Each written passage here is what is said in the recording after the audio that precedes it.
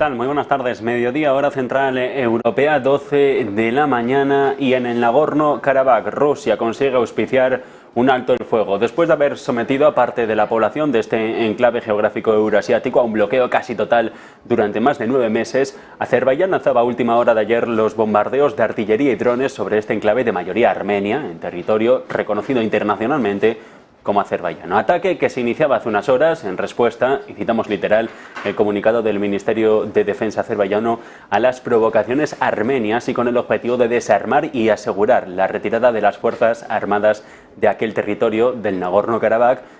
Según este comunicado de los de defensa de Bakú, cálculos parciales que dejan 25 fallecidos, entre ellos 2 civiles y un niño, y 138 heridos durante los primeros instantes del conflicto.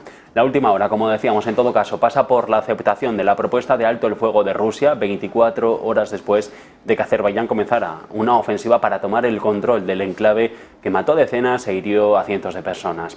Las fuerzas separatistas armenias en Karabaj dicen que Azerbaiyán había roto las líneas, que se había apoderado de varias alturas y cruces de carreteras estratégicos, mientras el mundo se había quedado al margen, sin hacer nada. De momento, Rusia auspicia este alto el fuego al que se acaba de adherir Alemania.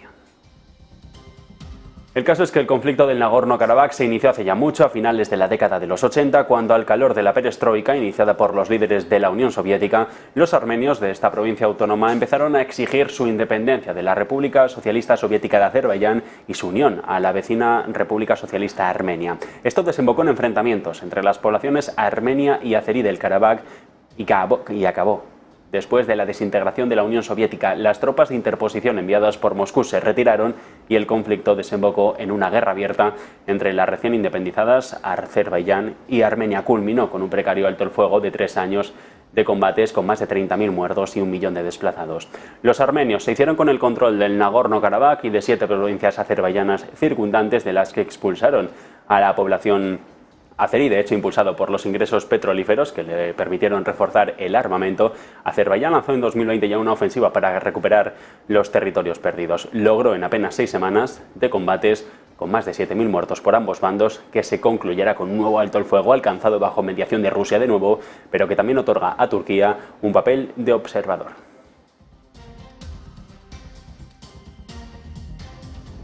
Y si ayer dábamos cuenta de la reunión del gobernador del Banco Popular de China con los líderes empresariales de la región asiática de JP Morgan, HSBC o Tesla, ahora se da cuenta de otro asunto, y es que los chinos quieren el dinero de fuera, sí, pero no a cualquier precio. Quieren la inversión, pero en sus propios términos, condiciones que por ahora no están claras y que han generado preocupaciones y dudas en la inversión extranjera. El lunes, la CCTV, la televisión oficial del Partido Comunista, daba cuenta de una investigación abierta contra una consultora por no cumplir las leyes de seguridad nacional de China, y hoy se recrudece ese capítulo. Capvision Partners, con sede en Shanghai, ha sido la última pero no la única. En marzo se lanzaron los de Pekín contra Mintz, una estadounidense investigada por la policía china, y detuvo a parte de su personal, algo parecido a lo que pasó un mes después a la consultora Bain & Corporation.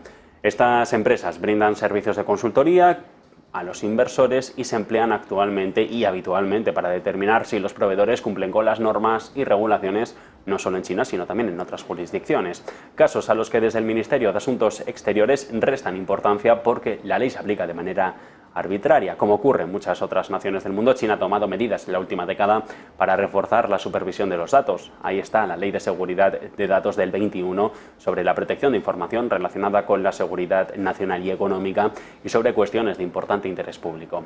Las acusaciones de hoy contra Capvision incluyen afirmaciones de que la consultora estaba entre las utilizadas por instituciones extranjeras con antecedentes complejos como pretexto para robar secretos de Estado e inteligencia en sectores clave y evadir la ley.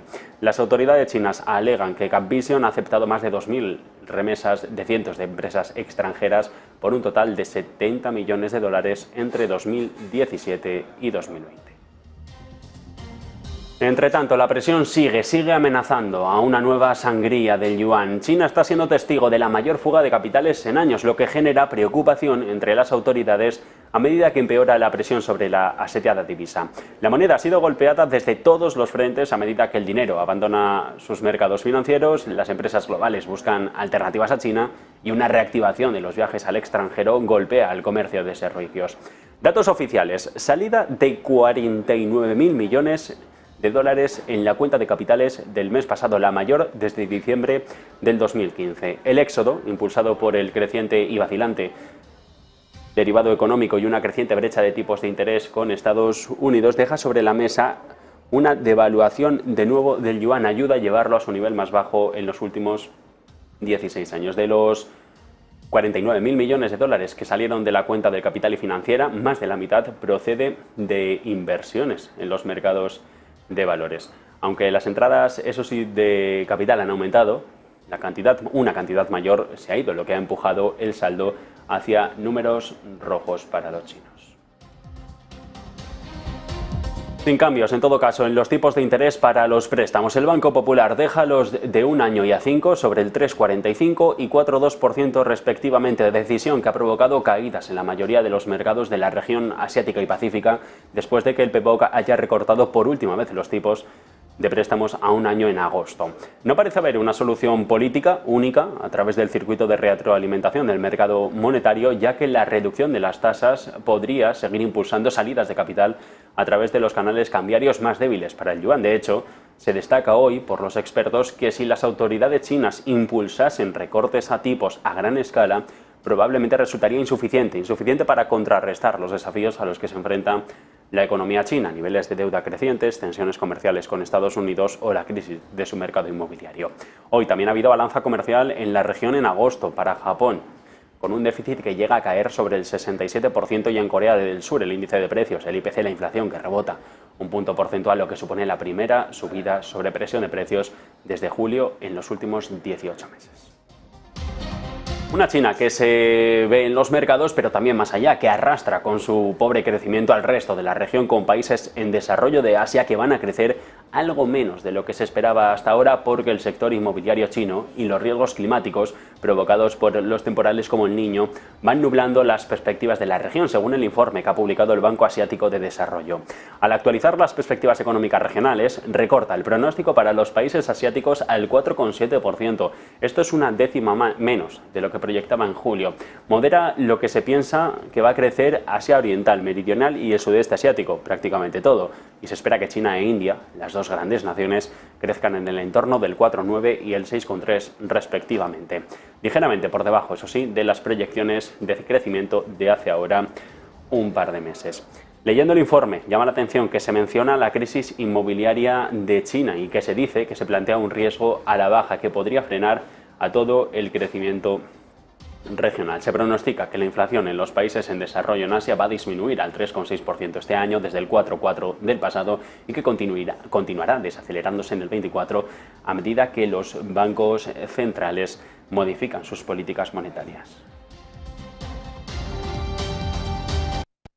Todo esto cuando mejor reba la tecnología china. Huawei en el foco después de conocerse, según Reuters, que está enviando chips fabricados en China para cámaras de vigilancia al exterior, señal de que están encontrando formas de superar 4 años de controles a la exportación de Estados Unidos. Los envíos a fabricantes de cámaras de vigilancia desde la unidad de diseño de chips, la HiSilicon, se han visto beneficiados por el incremento de la demanda de productos tecnológicos. De hecho, es HiSilicon la que suministra principalmente chips para equipos Huawei, pero también ha tenido clientes externos como Dahua Technology y Hikvision. Antes de los controles de exportación de Washington, era un proveedor dominante de mercado en los chips para los sectores de cámaras en vigilancia. De hecho, Southwest Securities estimaba que su participación global en 2018 superaba el 60%. Después de las imposiciones a la restricción de comercio, se desplomó a apenas los 4 puntos porcentuales. Y ahora esto, Estados Unidos no tiene pruebas de que Huawei pueda producir teléfonos inteligentes con chips avanzados en gran volumen, los de 7 nanómetros, de los que tanto se ha hablado en los últimos años. Y no lo ha dicho cualquiera, sino la secretaria de Comercio, Gina Raimondo. Hace nada los chinos empezaron a vender su último teléfono, el Mate 60 Pro, con un chip que se dice que es de los más avanzados del mundo. No hay ninguna evidencia, en todo caso, decía Raimondo hace unas horas, de que se pueda fabricar por parte de China estos chips de 7 nanómetros a gran escala. Lo decía hace unas horas ante la audiencia de la Cámara de Representantes. Sobre este asunto, el asesor de Seguridad Nacional de la Casa Blanca, Jake Sullivan, decía también a principios de mes que el gobierno estadounidense está tratando de obtener más información sobre el chip de Huawei y sobre las aparentes prohibiciones del gobierno chino sobre el uso de los iPhones de Apple por parte de algunos funcionarios del país. Dicen desde Washington que son noticias preocupantes. Movimientos aquí también en Europa por Huawei. Telefónica Deutschland acabamos de conocer que estaría estudiando la posibilidad de pedir daños y perjuicios al Estado alemán y también emprender acciones legales si Berlín impone restricciones al uso de la tecnología de la China que impliquen cambios retroactivos en toda la red. Dice la tecnológica, la de Álvarez Payete, la filial alemana, que necesita coherencia en la planificación de la seguridad de la infraestructura de comunicaciones y que problemas como estos, al albur de las confrontaciones geopolíticas, dejan todavía más incertidumbre sobre los planes de negocio y hojas de ruta de la compañía. Miércoles de ataques en la guerra de Ucrania, durante los que las fuerzas rusas han dejado inoperativa la refinería de petróleo más grande del centro del país europeo en un ataque que parecía ser de la campaña de Moscú para debilitar a la economía y al gobierno de Volodymyr Zelensky, que por cierto está en Nueva York todavía. Las defensas antiaéreas ucranianas, según dicen desde el propio país, han conseguido derribar algunos de los proyectiles lanzados sobre la refinería que se localiza en la orilla oriental del río Dnieper. Y mientras Polonia anuncia que seguirá implementando controles e imponiendo aranceles a productos ucranianos importados. Está en periodo electoral para las presidenciales y el ejecutivo de Morawiecki no pierde comba. Marta Vilar. Se agrava todavía más el conflicto comercial entre Polonia y Ucrania, y es que ahora el primer ministro polaco ha dicho que su país podría incluso aumentar los productos que están vetados desde Ucrania, la importación de productos ucranianos, y que ya no solo sería el cereal, sino que habría otros productos más en esa lista de productos importados vetados desde Ucrania. Llevamos ya días hablando sobre los rifirrafes que parece cada vez pues más crecientes entre Ucrania y Polonia. Hay que recordar además también que Ucrania por su parte ha dicho que va a introducir un embargo también a algunos productos agrícolas polacos, y también cabe recordar que Zelensky, el presidente ucraniano, en los últimos días también ha acusado a, cito textualmente, algunos en Europa de convertir el grano en un thriller. Ya saben además que Polonia por su parte días atrás ha extendido ese embargo sobre el cereal ucraniano. Hay que recordar también que el país además tiene dentro de unas semanas elecciones parlamentarias y dicen que no se pueden permitir que el grano ucraniano esté circulando por Polonia sin control. Bueno, pues continúa este conflicto, esta tensión comercial entre Polonia y Ucrania. Ahora dicen desde Polonia que podrían no solo ser los cereales ucranianos, sino que podría haber más productos de Ucrania que estén importados o que estén vetados su importación en Polonia. Asuntos comerciales a los que se ha referido Marta también en su comparecencia de prensa diaria el portavoz del Kremlin, Dmitry Peskov, echando responsabilidades directas sobre Estados Unidos. Mucha atención a la advertencia de Rusia, y es que dice que la guerra comercial entre Polonia y Ucrania no va a ser la última, que van a llegar muchas más. Son palabras hoy de Dmitry Peskov, del portavoz del Kremlin, que ha dicho también, por ejemplo, ha citado pues los compromisos que va a tener Vladimir Putin en los próximos días, en las próximas semanas respecto a China. Por ejemplo, dice que Putin va a recibir dentro de Rusia al ministro de Exteriores de China, Wang Yi, y además también insiste en que se está preparando para visitar China y que se van a anunciar esas fechas en el momento que sea oportuno. Además también ha hablado de nuevo de Estados Unidos y dice que antes de las elecciones Estados Unidos, y cito textualmente, se está limpiando activamente la plataforma electoral de competidores no deseados. De nuevo, palabras de Dmitry Peskov, del portavoz del Kremlin, atacando a Estados Unidos por lo que está haciendo respecto a esas elecciones, anunciando cuáles van a ser los distintos compromisos de Putin con China.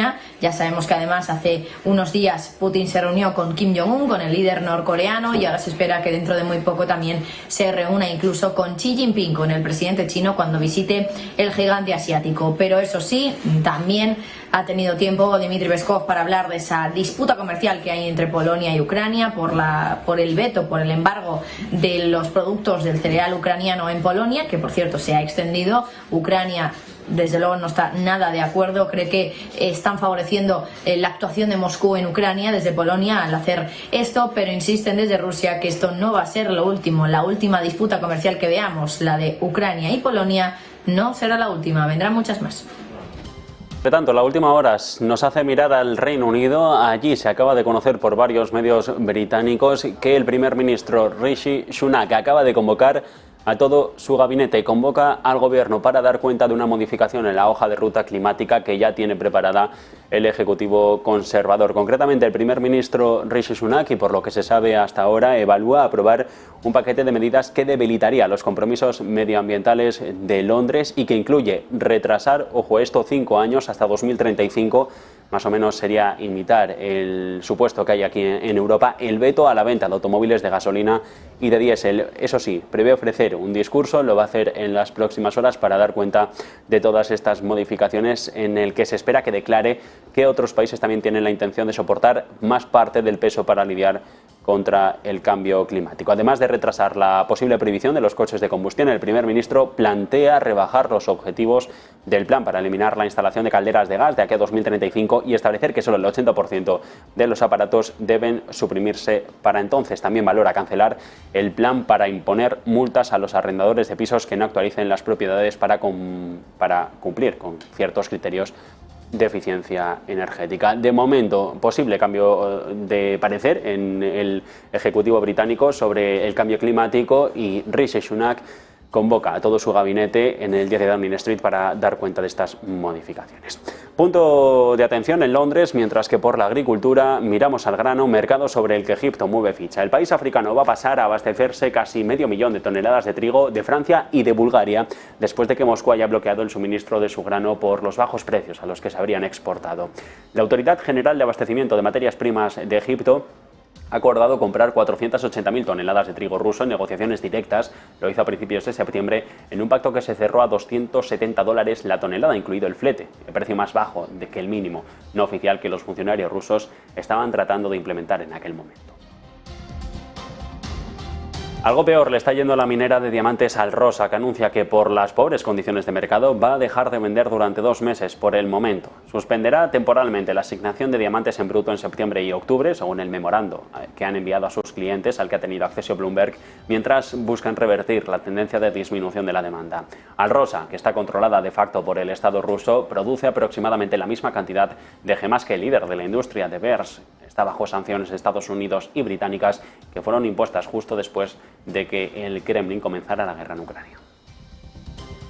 Y luego están los funcionarios del Departamento de Estado y de Defensa de Estados Unidos, que ya están empezando a advertir en su país de que un posible cierre del gobierno podría afectar los envíos internacionales de armas por parte de Washington, incluso a Ucrania y Taiwán.